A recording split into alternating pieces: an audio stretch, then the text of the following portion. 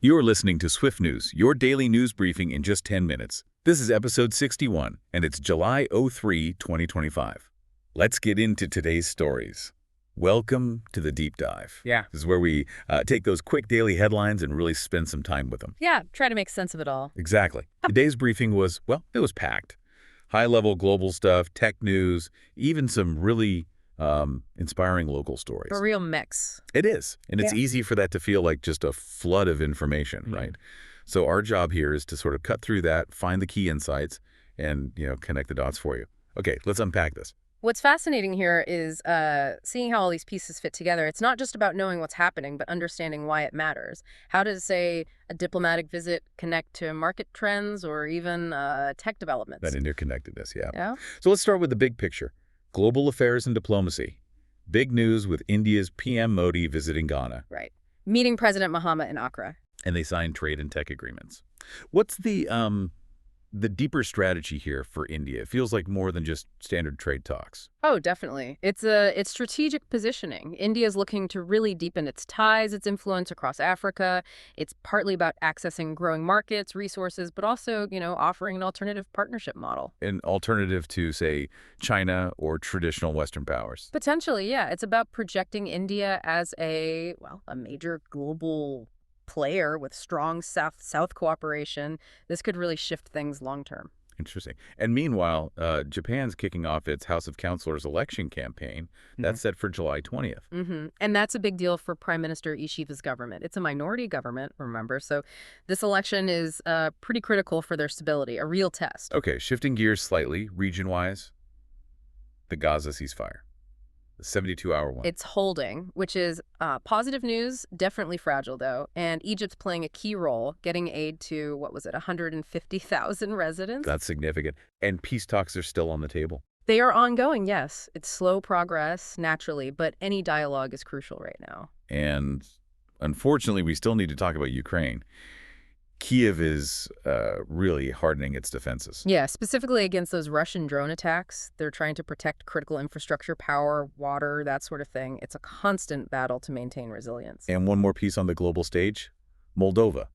Pension reforms causing a stir. That's right. New rules based on length of service. Sounds straightforward, but it's sparking quite a debate about fairness, about the long-term impact on retirees. So when you look at all that, India and Africa, Japan's election, Gaza, Ukraine, Moldova, it really paints a picture, doesn't it? It does. It shows how interconnected everything is. Geopolitics, regional stability, even something like pension rules, it all shapes the world we're seeing. Okay, let's bring it to the money side of things, the economic barometer. India's Nifty 50 saw a bit of a climb. Yeah, up 0.36%, hitting 25,540, but keep an eye on that 25,650 level. The resistance point. Exactly. The market struggled there before, so it might indicate, a bit of a ceiling for now. Got it. And the Sensex also gained about 200 points, Yeah. mostly due to Middle East stability. That seems to be the main driver, yeah. When things are calmer there, global markets tend to react positively, less perceive a risk for investors, Right. But rising oil prices are putting a damper on that. A little bit, yes. It's always this balancing act in the markets. Stability helps, but energy costs can pull things back. And thinking bigger picture, economically, China's EV exports up 12%. That's huge. It really is. And it's not just numbers. It's fundamentally shaking up the global auto industry. Legacy manufacturers are scrambling, supply chains are shifting. Accelerating that whole move to electric. Definitely. And speaking of economic indicators, Australia's retail sales saw a jump, 3%. Which sounds maybe small, but it's fueling talk of a rate cut. Yeah, exactly. Expectations are high for a cut next week, which, could affect everything from mortgages to how much people are spending. So these indicators, whether it's the stock index or retail sales, they really do give you a sense of market mood and ultimately how they might affect your own finances. Absolutely. It connects the global to the local. Let's pivot now to technological frontiers. Lots happening here. India's analyzing data from space. From the Axiom 4 mission. Astronaut Shubhanshu Shukla's experiments on the ISS. It's about pushing that boundary of space innovation. Very cool. And back on Earth, a really practical tech application from IRCTC, India's railway system. Ah, yes, the Aadhaar-based Tatkal booking system, launched July 1st. And it's already cut fraud by 15%. That's the report. It's a great example of using existing digital infrastructure like Aadhaar to solve a really annoying problem for millions of travelers, making things fairer. That's technology making a direct impact. And on the safety front, AI is being used for flood mapping. Yeah, a U.S. startup. Using AI to predict and map floods in coastal areas. Apparently, it's already saving lives by enabling faster warnings and better preparation. That's incredible. Game-changing, really. It is. And looking further ahead, Japan's pushing the boundaries of connectivity with 6G trials. 6G. We're barely used to 5G. What kind of speeds are we talking? They hit 160 gigabits per second in trials. The goal is a rollout around 2030. It's hard to even imagine what that will enable, Right. And healthcare tech, too.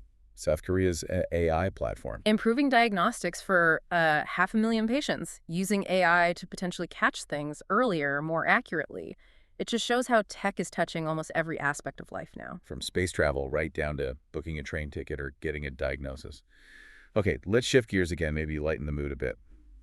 Beyond the headlines, sports, arts, and culture. Always good stuff here. Absolutely. Cricket first. India's Smriti Mandhana is holding strong at number 3 in the T20I rankings. And she led India to a win over England recently, too. Really influential player. Totally. And speaking of power, Wimbledon saw a record-breaking serve. Yeah. Giovanni and Petchi Pericard, 153 miles per hour. Wow.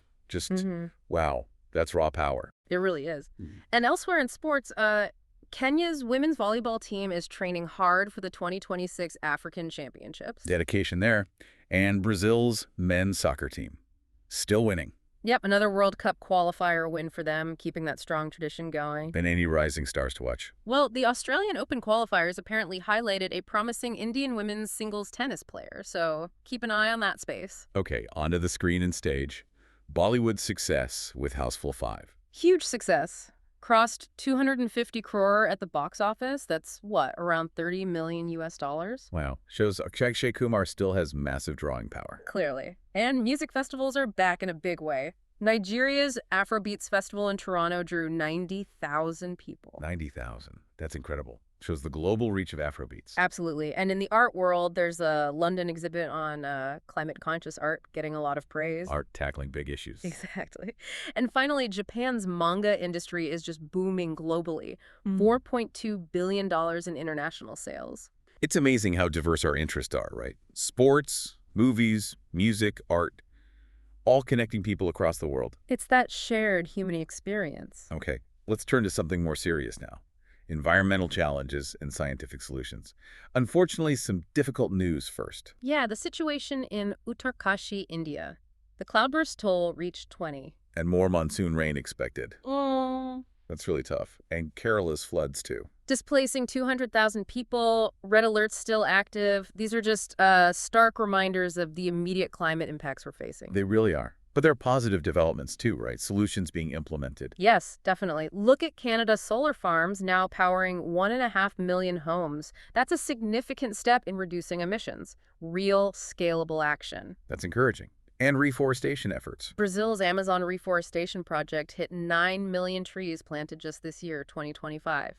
It shows that even facing huge challenges, there are major efforts underway for recovery and sustainability. Connecting the problem with the potential solutions. Okay, finally, let's end on human stories. These are often my favorite part. Mine too. They show that individual action can make a huge difference. Like the Kenyan engineer, developed a solar-powered irrigation system. Right. Boosting crop yields for 8,000 farmers. Think about the impact on food security, on income, just from one innovation. Incredible.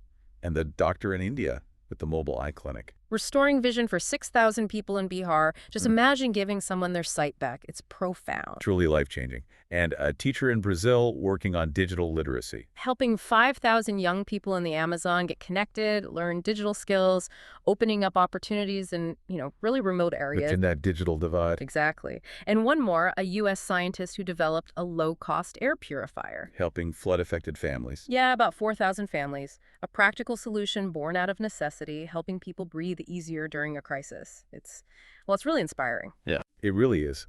All these stories, from global politics down to a single air purifier. It's a lot to take in from one day's news.